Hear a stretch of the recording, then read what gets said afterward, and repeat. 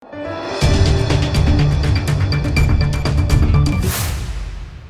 આપ જોઈ રહ્યા છો ઇન્ડિયન પોલીસ પ્રેસ. હવે છે અગત્યના સમાચાર. આણંદ ગામડી ઝોનમાં ધારાસભ્ય યોગેશ પટેલના હસ્તે ₹180 લાખના 4 લેન માર્ગનું કરાયું ખાતમુહૂર્ત. ધારાસભ્ય ફંડમાંથી અને ₹17 લાખના પ્રજાલક્ષી કાર્યોનું ખાતમુહૂર્ત. આણંદ વિધાનસભાના ગામડી ઝોન મતવિસ્તારમાં સ્થાનિક ધારાસભ્ય શ્રી યોગેશ પટેલના હસ્તે કરોડો રૂપિયાના વિકાસ કાર્યોનું ખાતમુહૂર્ત અને લોકાર્પણ કરવામાં આવ્યું. ગામડી ગામમાં વિવિધ સુવિધાઓ વધારવાના ઉદ્દેશ્ય સાથે આયોજિત આ કાર્યક્રમમાં ગામડી ગામને મુખ્ય ધોરીમાર્ગ સાથે જોડતા સ્વામિનારાયણ મંદિર તરફના 500 મીટરના 4 માર્ગીય 4 લેન માર્ગ સહિત કુલ લગભગ 2 કિલોમીટરના આરસીસી માર્ગનું ₹180 લાખના ખર્ચે ભવ્ય ખાતમુહૂર્ત કરવામાં આવ્યું. આ નવનિર્માણ થનારા માર્ગોથી ગ્રામજનોની અવરજવર વધુ સરળ અને સુરક્ષિત બનશે. આ માર્ગ નિર્માણ ઉપરાંત ધારાસભ્યશ્રીએ ગામના નાના મોટા પ્રજાકીય પ્રશ્નોનો તાત્કાલિક ઉકેલ લાવી શકાય તે હેતુથી પોતાના ધારાસભ્ય ભંડોળમાંથી વધારાના ₹17 લાખના વિવિધ વિકાસ કાર્યનું પણ ખાતમુહૂર્ત કર્યું.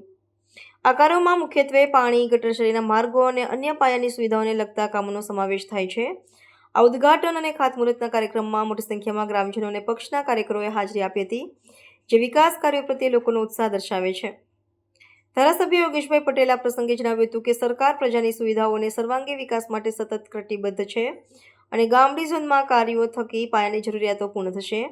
તેમણે ખાતરી આપી હતી કે વિકાસના કાર્યોમાં ગુણવત્તા જાળવવામાં આવશે અને સમયસર તે પૂર્ણ થાય તે માટે પૂરતું ધ્યાન આપવામાં આવશે. આ વિકાસ કાર્યોને લઈને ગ્રામજનોમાં ખુશી અને સંતોષની લાગણી જોવા મળી રહી છે, જ્યાં વિસ્તારના લોકોની લાંબા સમયની માંગણીઓ પૂરી થવાનો સંકેત આપે છે. કરમસદ આણંદ મહાનગરપાલિકા અંતર્ગત આ ગામડી વિસ્તારમાં ગુજરાતની ભારતીય જનતા પાર્ટીની સરકાર દ્વારા પાયાની સુવિધામાં કાંઈ પણ કમી ન રહે એ હેતુસર મુખ્યમંત્રી સ્વર્ણિમ યોજના હેઠળ આ ગામમાં 500 મીટરનો 4 લેન રોડ આરસીસીનો હાઈવેથી ગામને જોડતો નવા રોડનું આજે ખાતમુહૂર્ત કર્યું છે. એ આરસીસી રોડ બનશે. એ 180 લાખના માતબર ખર્ચે, જેનાથી ગામડી ગામની રોનક વધશે અને જે બહારથી આવતા લોકો છે એને ગામડી ગામ એકદમ મનગમતું ગામ બની જશે. સાથે સાથે લોકોને આ ગામના લોકોને પીવાના પાણીની સુવિધા મળી રહે એના માટે 8 લાખ લીટરની એક નવી ટાંકીનું આયોજન થઈ રહ્યું છે, જેને લીધે આ ગામના લગભગ 10 થી 12 હજાર લોકોના ઘરમાં ચોખ્ખું પાણી પહોંચશે.